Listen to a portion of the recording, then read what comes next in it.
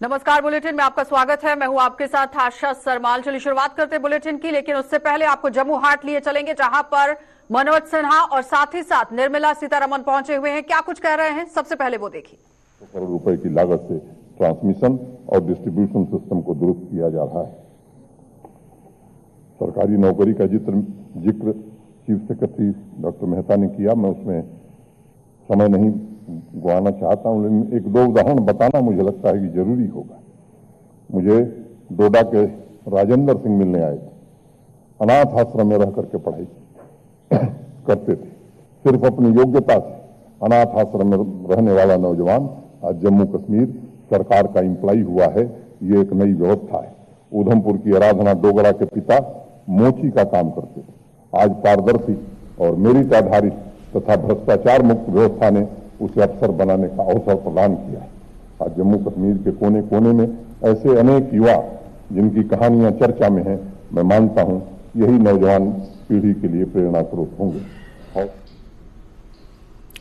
तो जम्मू कश्मीर के उपराज्यपाल मनोज सिन्हा को आप सुन रहे थे। वहां पर वित्तीय समावेशन एवं क्रेडिट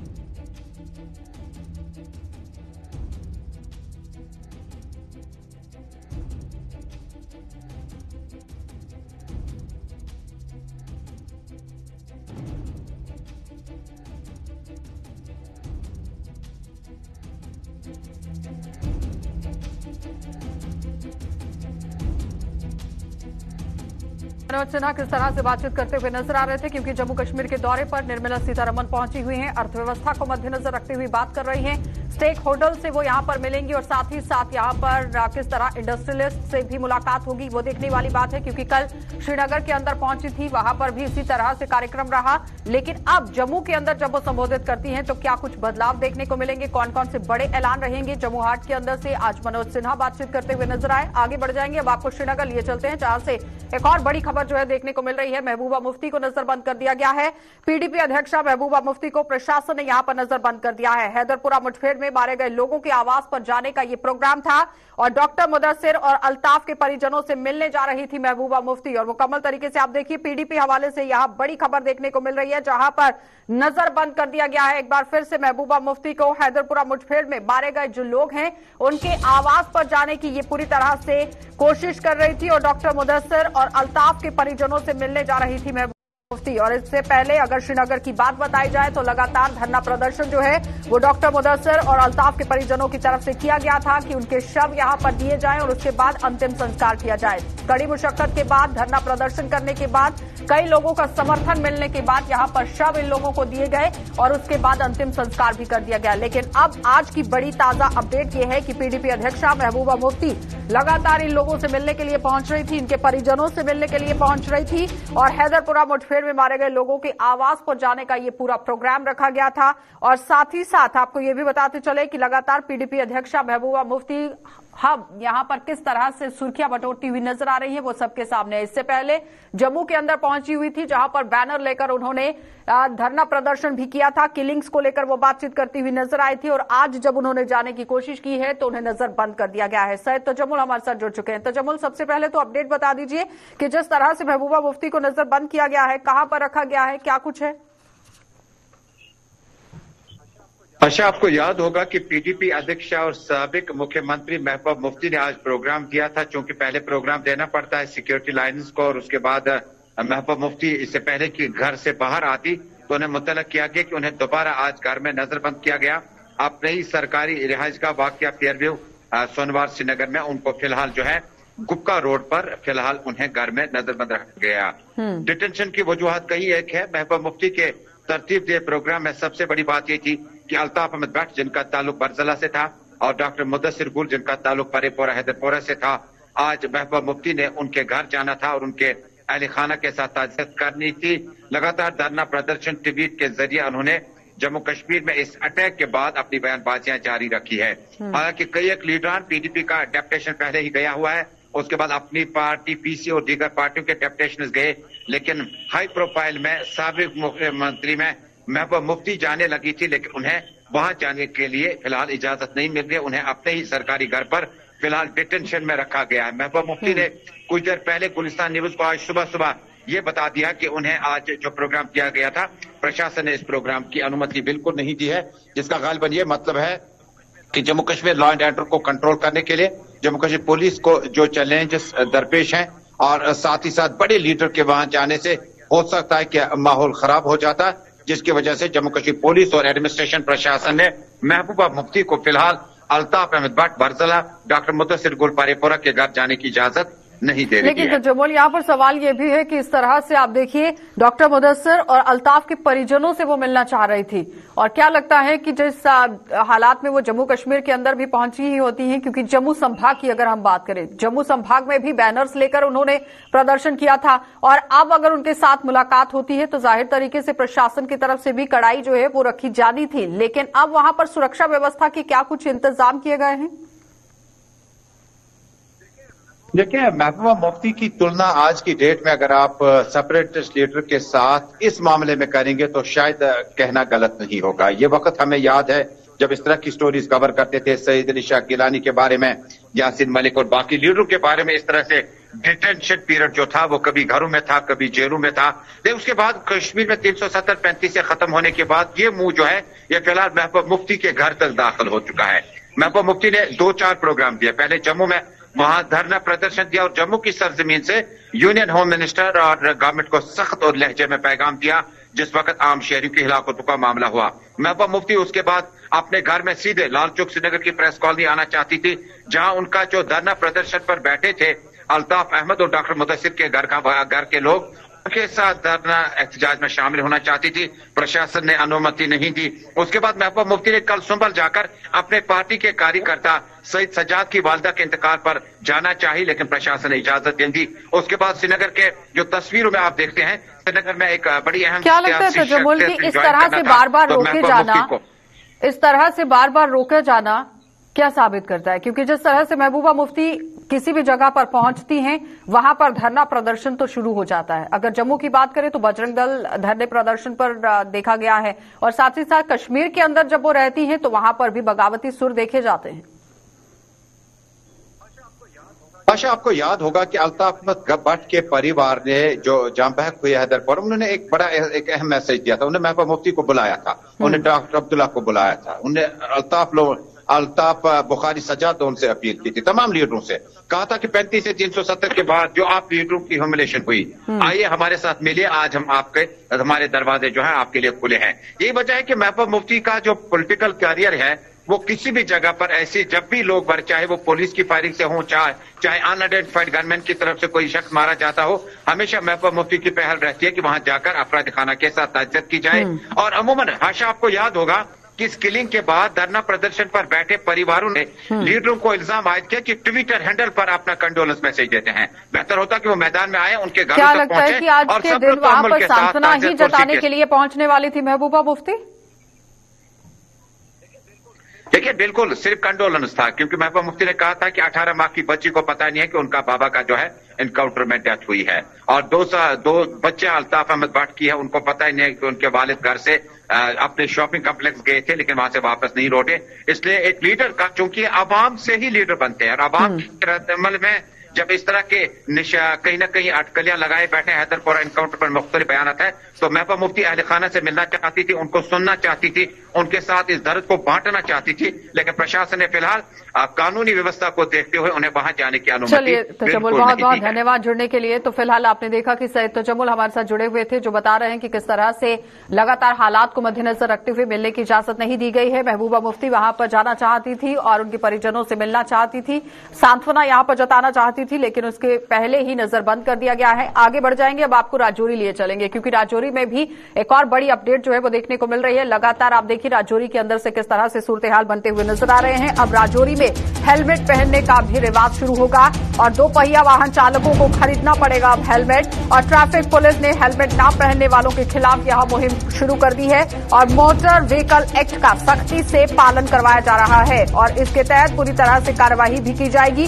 और रेट्स जो है वो भी पहले बताए गए थे, लेकिन उससे पहले आप देखिए किस तरह से मोटर व्हीकल एक्ट के तहत ही कार्यवाही को अंजाम दिया गया है ट्रैफिक पुलिस की तरफ से। और ट्रैफिक पुलिस किस तरह से काम कर रही है ये देखने वाली बात है, क्योंकि राजौरी में अब यहां पूरी तरह से हेलमेट पहनना बहुत जरूरी हो गया है और जो भी शख्स यहां नहीं पहनेगा हेलमेट और उसके बाद उस पर कार्रवाई किस तरह से होगी ये देखने वाली बात है, क्योंकि 2 पहिया वाहन चलाने वालों पर अब कहीं ना कहीं शिकंजा कसता हुआ नजर आ रहा है। ट्रैफिक पुलिस ने हेलमेट पहनने के लिए अब यहां आम लोगों को कह दिया है कि जब तक आप लोग ट्रैफिक रूल्स का पालन नहीं करेंगे तब तक आप लोगों पर कार्रवाई भी यहां अमल में लाई जा सकती है।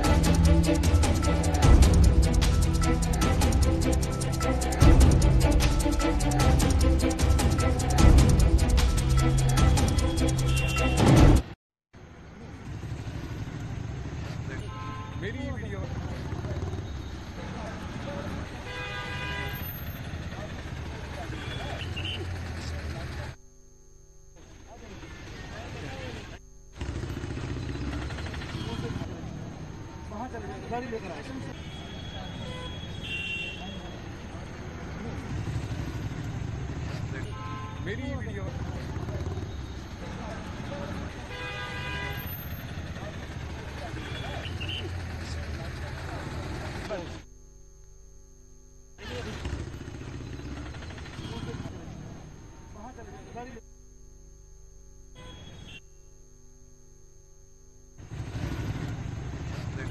मेरी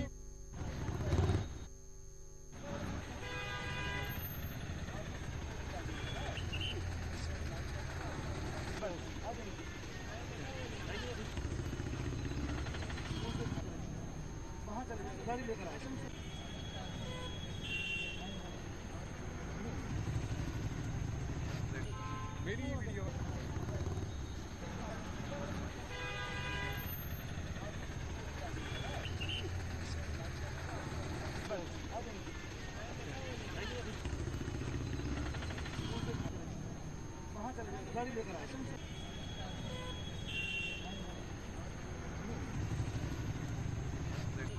मेरी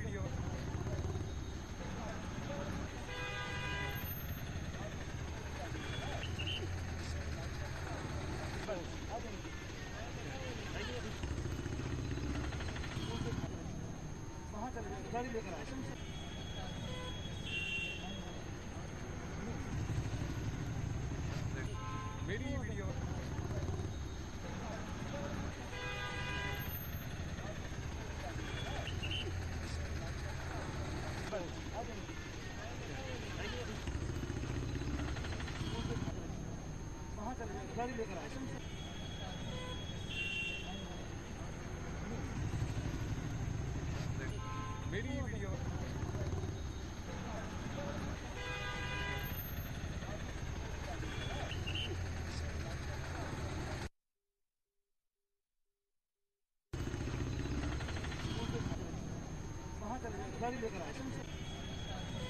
सीधा लिए चलेंगे जम्मू हाट, और जहां से निर्मला सीतारमण लगातार संबोधित कर रही है। क्या कुछ कह रही है, क्योंकि बड़ी बड़ी सौगातें देती हुई नजर आ रही है। 165 करोड़ रुपए की सौगातों का अभी तक वो उद्घाटन कर चुकी है। क्या कुछ कह रही है, देखिए जरा। Interaction with women entrepreneurs in Srinagar to explain this to you. I'm probably narrating a story which is your own. The kind of people who have received assistance now in the hands of Honorable Governor or Lieutenant Governor or even from the Member of Parliament's hand just speaks how the new policy for developing Jammu and Kashmir, which has been given by the Honorable Prime Minister, PM Development Program, the schemes which are actually making a difference. A lot of people are wanting to come and set up industry, benefit from the package. I would invite more number of you to come forward to set up businesses in J&K. And of course, more activities at the ground will attract people from everywhere else also to come and partner with you. I will certainly underline this fact, that when people partner with you, they are not going to displace you, they are not going to remove you, they are going to come in with strengths. You have your strengths. You need also more help from resources coming from banks and elsewhere. Today, banks alone cannot bring in that kind of equity for activities here.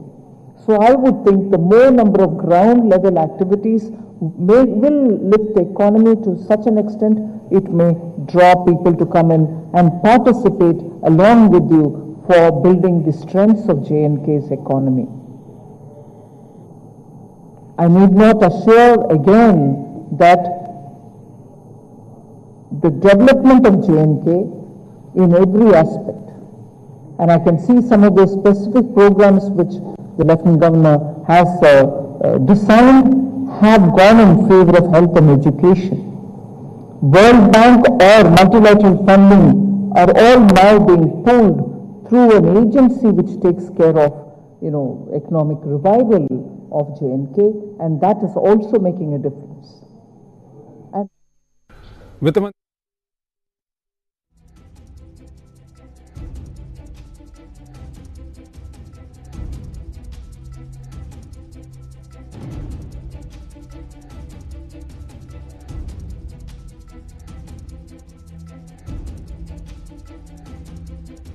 कल श्रीनगर के अंदर पहुंची थी, लेकिन आज Jammu university के auditorium से वो पूरी तरह से संबोधित करती हुई नजर आई हैं और लगातार जम्मू कश्मीर की जनता को सौगातें बांटती हुई नजर आ रही हैं। क्योंकि साथ ही साथ आपको ये भी बताते चले कि 165 करोड़ रुपए की जो परियोजनाएं यहां पर चलाई जाएंगी विकास को मद्देनजर रखते हुए, उसी पर किस तरह से उद्घाटन हुआ है वो भी सबके सामने। विकास की राह पर जम्मू कश्मीर को किस तरह से लेकर जाएंगे, इस पर भी मंथन होता हुआ नजर आया। आगे बढ़ जाएंगे और राजौरी आपको लिए चलेंगे, क्योंकि राजौरी से ही पूरी तरह से अपडेट जो है वो देखने को मिल रही थी। लगातार वहां पर सूरत हाल क्या कुछ बनते हुए नजर आए, ट्रैफिक पुलिस किस तरह से कामकाज करती हुई नजर आ रही है वो दिखाना बहुत जरूरी था, क्योंकि एक बार फिर से ट्रैफिक पुलिस जो है वो हरकत में आती हुई नजर आई है। सड़कों पर जिस तरह हर दिन हादसे पेश आ रहे हैं, उसी पर नकेल कसने के लिए, कमी लाने के लिए ट्रैफिक पुलिस पूरी तरह से बाध्य हो चुकी है। लेकिन साथ ही साथ आप ये भी समझिए कि लगातार ट्रैफिक पुलिस को काम करना कितना जरूरी था, और उसके साथ ही आप ये भी देख रहे हैं कि अब जमीन पर पुलिस किस तरह से अलर्ट पर आती हुई नजर आ रही है। क्योंकि इससे पहले दोपहिया वाहन चालकों की अगर बात करें तो ट्रैफिक रूल्स का पालन नहीं किया जा रहा था, हेलमेट नहीं पहनी जा रही थी, और 4 पहिया वाहनों की बात करें तो सीट बेल्ट का इस्तेमाल नहीं किया जा रहा था। लेकिन आज बड़ी अपडेट जो है वो राजौरी से देखने को मिल रही है। जमशेद मलिक हमारे साथ जुड़ चुके हैं। जमशेद, क्या कुछ अपडेट है, किस तरह से ट्रैफिक पुलिस वहां पर हरकत में आई है? जी गुरु जी, बिल्कुल। पहले मैं आपको ये मंडी वाला ये पोर्शन दिखाता हूँ, खास करके सिटी के बीच का पोर्शन है, क्योंकि यहाँ पे पिछले कुछ दिनों से जो पहिया वाहन जो है बिल्कुल लापरवाही करते नजर आ रहे थे। आप इस वक्त भी ये मंजर देख सकते होंगे कि एसओ है हमारे साथ। पहले इनसे बात करते हैं सर, किस तरह की कार्रवाई शुरू की गई है? सर, हम डेली के रूटीन जैसे हम डेली चलान करते हैं, जो उसे वायलेशन विजिबल ऑफेंस में, जैसे हेलमेट, मैक्सिमम जो माइनर बच्चे हैं, पहला नंबर तो आपका मैं शुक्रिया अदा करता हूं कि जो हमारा मैसेज है माइनर बच्चों का पेरेंट्स तक पहुंचे, तो जो माइनर बच्चा होता है उनको गाड़ी ना दी। तो पहला नंबर जो इसका लाइसेंस नहीं है तो उसको गाड़ी चलाना बनता ही नहीं है। तो इसी तरह से हम बहुत सी गाड़ियां सीज की हैं, जैसे माइनर बच्चा होता है उसकी हेलमेट नहीं होती, डॉक्यूमेंट्स जैसे लाइसेंस नहीं होता है, उसकी विजिबल ऑफेंस में हम चलान करते हैं। तो सुबह से लेके कितने चलान किए, क्या ये कार्रवाई आगे भी लगातार जारी रहेगी? हमारी कार्रवाई डेली की चलानिंग होती है और हर रोज हम चलान करते हैं, और जो भी हम चलान करते हैं विजिबल ऑफेंस में, जैसे हेलमेट, जैसे सीट बेल्ट हो गई, डॉक्यूमेंट्स, दो डॉक्यूमेंट्स, माइनर्स बच्चे होते हैं जो स्टूडेंट्स होते हैं उनको हम चलानिंग और गाड़ी सीज करते हैं। आज भी हमने 2-3 मोटरसाइकिल बाइक सीज की हैं जिसके पास हेलमेट। जमशेद, सवाल कीजिए कि क्या सड़क हादसों को मद्देनजर रखते हुए इस तरह से कार्यवाही को अंजाम दिया गया? क्योंकि मोटर व्हीकल एक्ट की बात करें तो काफी पहले से ही ये एक्ट यहाँ पर चलाया गया है, लेकिन इस पर काम होता हुआ कहीं न कहीं दिखा नहीं है ग्राउंड पर। अलग-अलग जगहों में हम नाका लगाकर बात करेंगे। मोटर एक्ट की जहां तक बात की जाए, कितनी सख्ती आई थी इस एक्ट के बाद, उसके बाद में लापरवाही हुई, बड़ी पैमाने पर लापरवाही।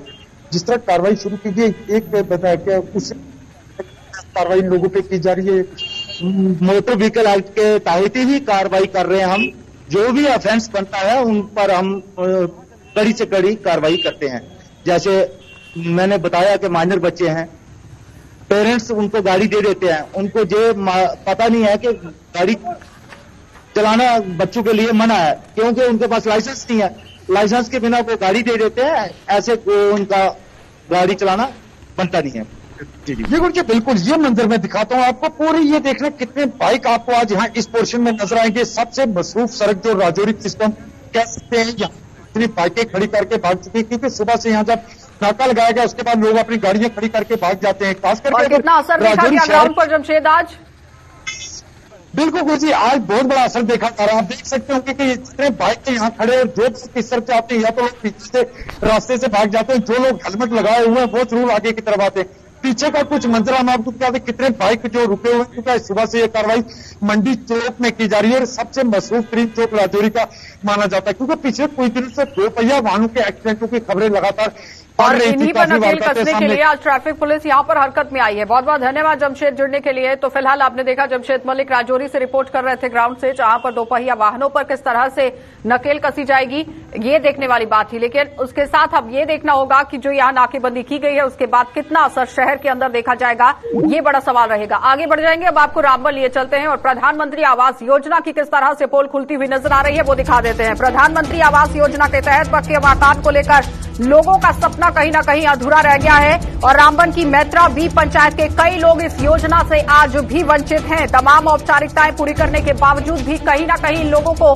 मायूसी हाथ लग रही है और सरकारी दफ्तरों के चक्कर काट कर अब ये लोग थक हार चुके हैं और प्रशासन से ही गुहार यहां पर लगाई गई है। लेकिन उसके बावजूद भी आप देखिए कितना काम हुआ है रामबन के अंदर, ये देखने वाली बात है, जहां पर प्रशासन और सरकार की तरफ से बड़े बड़े दावे पेश किए जाते हैं कि जमीनी सतह पर परियोजनाओं को पहुंचाने का काम हो रहा है। कितनी योजनाएं और परियोजनाएं ग्राउंड जीरो पर पहुंचती हैं ये देखने वाली बात है। लेकिन उसके साथ ही सबसे पहले आपको सुना देते हैं कि स्थानीय लोगों का क्या कुछ कहना है, जरा वो देखिए। नहीं है, रहने के लिए जगह भी नहीं है, एक ही कमरा है तो उसी में गुजारा करते हैं, तो फिलहाल तो कुछ भी नहीं है। क्या परेशानियां रहती है आपको? परेशानी नहीं होगी, देखिए ये मेरा किचन है, इधर मैं खाना बनाती हूँ, इधर बस ये है कि रूम है तो उसी में सब गुजारा कर रहे हैं। तो कोई मेहमान अगर आ जाता है तो उसको कहाँ रखेंगे। सभी लोग बोलते हैं कि सरकार इतना पैसा दे रही है, लेकिन हम गरीबों को तो एक किचन भी नहीं मिला मकान की। तो चलो, ये जो आपके पास एक कमरा है इसकी कैसी हालत है? देखो आप, ऐसी हालत है, अब एक ही कमरा है ना, नीचे ऐसे हमने थोड़ा बहुत किया था इसको ऐसे, मतलब बाकी। चलिए तो नदीम के पास चलेंगे। नदीम ग्राउंड जीरो से हमारे साथ जुड़ चुके हैं। नदीम, जिस तरह से प्रधानमंत्री आवास योजना को लेकर बात हो रही है, जहां पर बड़े बड़े दावे पेश किए जाते हैं लेकिन जमीनी सतह पर कुछ भी देखने को नहीं मिल रहा है।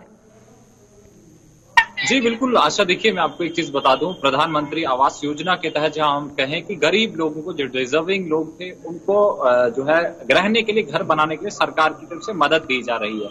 लेकिन आशा, जब हम ग्राउंड पे जाते हैं तो जब लोगों से हमारी बातचीत होती है तो कहीं न कहीं वो कंडीशन से हालात जो है इसके बरक्स नजर आते हैं। क्योंकि मैं आपको एक चीज बता दूं, देखिए सबसे पहले पीएमएवाई में उन लोगों को फायदा दिया गया जो सेक डाटा 2011 में जिनका नाम शामिल था। उसके बाद आवास प्लस में भी कुछ लोगों को जो है शामिल किया गया। लेकिन अभी भी जब हम ग्राउंड पे जाते हैं तो जो डिजर्विंग लोग हैं, जिनको ये PMAY के तहत मदद मिलनी चाहिए, उन लोगों तक नहीं मिल पा रही है, क्योंकि लिमिटेड टाइम के लिए आपने आवास प्लस का जो है साइट खोली और उसके बाद कुछ लोगों को एंटर किया। और वहां भी हमने देखा कहीं ना कहीं जब हम लोगों से बात करते हैं, क्योंकि रूरल डेवलपमेंट डिपार्टमेंट जो है इस स्कीम को देख रही है, तो उनके पास मैन पावर इतनी ज्यादा नहीं है कि हर पंचायत में वो जा सके। उनके पास एक पंचायत सेक्रेटरी के पास 6 से 7 मुलाजिम हैं। जिम्मेवारी गांव के जो पंच खड़पंच थे उन्हें दी गई थी कि जनाब आप जो मुस्तहिक लोगों का नाम हम तक पहुंचाएं, लेकिन वहां पे भी वही असर और रसूख जो नूरे नजर लोग थे उन्हें ही फायदा दिया गया। नाम वहां तक नहीं पहुंचाया गया है। जी बिल्कुल, देखिए आशा, मैं आपको एक चीज बताऊं, क्योंकि जब आप पंचायत लेवल पे जाते हैं तो वहां पे पंच और सरपंच जो होते हैं, कहीं जगहों पे उनका अपना इंटरेस्ट होता है, वो अपने लोगों का नाम ही इस फहरिस्त में शामिल किए, और जो डिजर्विंग लोग थे कहीं ना कहीं उन्हें इन चीजों से दूर रखा गया। अब लोगों की यही डिमांड है कि जनाब इस साइट को दोबारा से खोला जाए और जो भी डिजर्विंग लोग हैं उनके नाम इस फहरिस्त में शामिल किया जाए, ताकि आने वाले वक्त में उन्हें भी इमदाद मिले और वो भी एक बेहतर घर में रह सके। क्योंकि मौसम सरमा के दौरान या मौसम गर्मा के दौरान कड़कती धूप हो या शिद्दत की सर्दी हो, तो उसमें कच्चे जो जिस तरह के मकान है, अनसेफ जो मकान है, उसमें रहना काफी मुश्किल है। लेकिन नदीम, जिस तरह से 2017 में जो लिस्ट बनी थी उन्हें फायदा मिला है, तो आगे आने वाले समय में जो 18, 19, 20 और 21 का समय था, वहां पर लिस्ट क्यों नहीं बनाई गई? ये जमीन पर लागू करने की जरूरत थी, उन कर्मचारियों से बातचीत करने की जरूरत थी जिन्हें ये पूरी जिम्मेदारी सौंपी गई थी। जी बिल्कुल आशा, देखिए मैंने आपको पहले ही बता दिया, क्योंकि देखिए मैं आपको बता दूं, रूरल डेवलपमेंट डिपार्टमेंट है जो है PMAY स्कीम को देख रहा है, लेकिन PMAY को देखने वाला डिपार्टमेंट जो है उसके पास मैन पावर ही नहीं है। उनके पास एक VLW है, 6 से 7 पंचायत उनको दे रखी है, क्योंकि मैन पावर की कमी है, एम्प्लॉयज की कमी है। तो जिम्मेवारी जो सौंपी गई थी पंचिस और जो सरपंचिस थे उनके जरिए से डाटा लिया गया था कि आप हम तक डाटा पहुंचे, उनको इन्वॉल्व किया गया था, उनकी मदद से काम लिया गया था। लोगों की तरफ से इस तरह से गुहार लगाई गई थी, अपना आरोप जो है वो बताया गया था आला अधिकारियों तक? जी बिल्कुल, देखिए आशा, आज की डेट में भी लोग कई बार ये कहते हैं कि जनाब हमारा नाम उसमें नहीं है, लेकिन अब रूरल डेवलपमेंट डिपार्टमेंट के पास भी कोई रास्ता नहीं है, क्योंकि आपके पास जो एंटर होने के जहां नाम है आप एंटर करते हैं वो साइट ही बंद है। यानी प्रशासन की तरफ से भी ढिलाई और उसमें आम जनता की तरफ से भी ढिलाई जो है वो बढ़ती जा रही है, जिसका खामियाजा आम लोगों को ही भुगतना पड़ रहा है। बहुत बहुत धन्यवाद नदीम जुड़ने के लिए। तो फिलहाल आपने देखा कि प्रधानमंत्री आवास योजना का पूरा फायदा रामबन जिले के अंदर मिलता हुआ नजर नहीं आ रहा है, जहां पर मैन पावर नहीं है, कर्मचारियों की भर्ती होनी चाहिए थी, यहां पर कर्मचारियों को काम पर लगाया जाना चाहिए था, लेकिन ऐसा कुछ भी विभाग की तरफ से नहीं किया गया है, जिस पर संज्ञान लेना बहुत जरूरी है। फिलहाल बुलेटिन में इतना ही। देश और दुनिया की खबरों के लिए आप बने रहिए गुलिस्तान न्यूज के साथ।